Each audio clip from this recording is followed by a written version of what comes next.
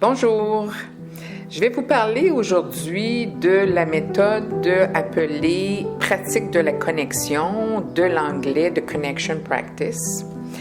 Et je vais vous donner un exemple de comment on peut l'utiliser et aussi l'avant, c'est-à-dire comment je suis entrée en contact avec cette pratique-là.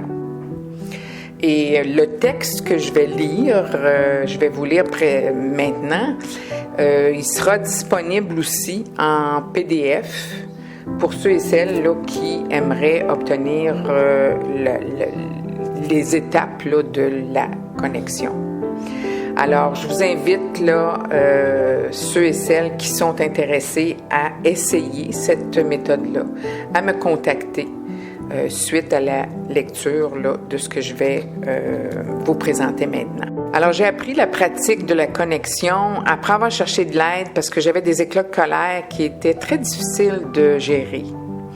J'ai essayé beaucoup de choses, mais sans obtenir le résultat recherché. Par contre, un premier atelier à niveau international de 5 jours devait se tenir au Costa Rica où ce modèle a été créé. J'habitais dans ce pays à cette époque-là, soit en 2009. Ce que j'ai appris et vécu durant le séminaire a été suffisant pour que je veuille en savoir plus. Je suis donc devenue facilitatrice de groupes de professeurs qui pouvaient enseigner à leurs élèves la méthode.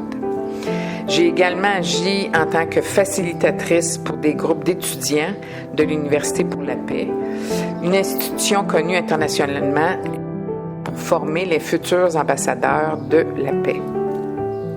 Après cela, je suis devenue coach certifiée en 2014 au Texas, là où le siège social a été transféré et où il se trouve là, jusqu'à ce jour.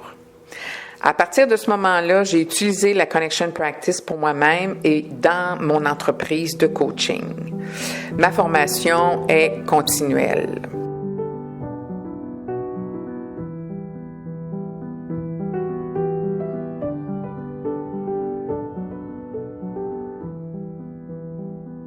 Ce que j'ai appris avec la Connection Practice est quelque chose que j'ai pas appris en tant que jeune fille.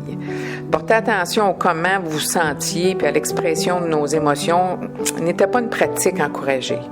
Il s'agissait plutôt d'essayer de se faire entendre, car on était 8 là, dans la maison. De plus, à cause du traumatisme de la petite enfance, garder mes sentiments à distance était une sorte de mécanisme de survie pour moi. La pratique de la connexion m'a cependant redonné le sens de moi-même, quelqu'un qui pouvait enfin exprimer ses sentiments en toute sécurité. Il m'a fallu un certain temps pour faire le lien entre ce que je ressentais et mes besoins. Le simple fait de pouvoir exprimer ouvertement mes sentiments sans être jugé était déjà un super cadeau. Cependant, quand j'ai réalisé que si je me sentais d'une certaine manière, c'était parce que mes besoins n'étaient pas satisfaits.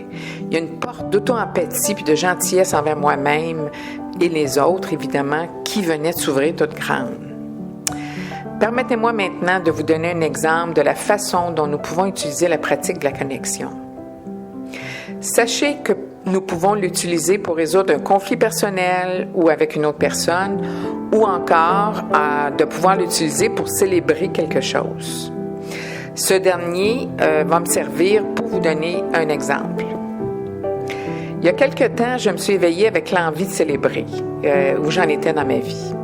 Une carrière en tant qu'entrepreneur, intrapreneur, pendant de nombreuses années jusqu'en 1992, suivie de 25 années d'entrepreneuriat au Costa Rica, bénévole pour plusieurs institutions et fondatrice de 2 organisations à but non lucratif dans le pays, c'est-à-dire au Costa Rica, et de retour à Montréal en 2017. Et maintenant, en tant que retraitée, avec un nouveau concept de coaching qui rejoint l'aide aux personnes, qu'elles aient les moyens financiers ou non, soit un modèle que j'ai appelé « Passer au suivant ». Vous allez avoir l'information là, à la suite de cette vidéo.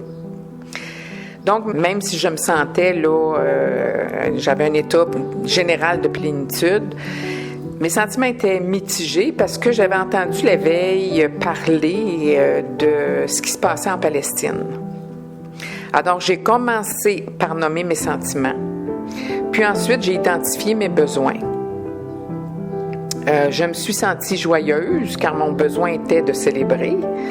Je me suis sentie aussi confiante, mon besoin étant de voir un monde avec une réalité partagée.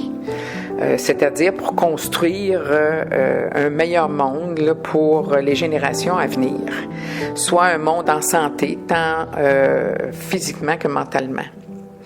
Je me sentais aussi reconnaissante car mon besoin était d'apprécier toutes les personnes qui ont croisé mon chemin en m'aidant à être la personne que je suis aujourd'hui. Je me suis aussi sentie fière, mon besoin étant de reconnaître le travail de transformation que j'ai accompli au cours de la dernière décennie. Et finalement, je me sentais aussi triste, car mon besoin est de voir la paix s'établir dans le monde. Comme vous le voyez, mon principal besoin était, puis est toujours, la paix. Je ne verrai peut-être pas la paix s'établir sur la Terre, sur le globe là, de mon vivant. Néanmoins, mon souhait et la raison pour laquelle je fais ce que je fais aujourd'hui, est de voir de plus en plus de gens expérimenter la paix intérieure. C'est le meilleur cadeau qu'on puisse faire, qu'on puisse offrir au monde et aux gens qui nous entourent. C'est pourquoi je vous encourage fortement à expérimenter cette technique, un outil qui est indispensable à ajouter dans votre boîte à outils. Tout ce dont vous avez à faire, c'est de vous engager à prendre de 40 minutes à 1 heure de votre temps pour l'expérimenter, pour l'apprendre. Et le paiement sera votre contribution volontaire qui n'a pas besoin d'être monétaire.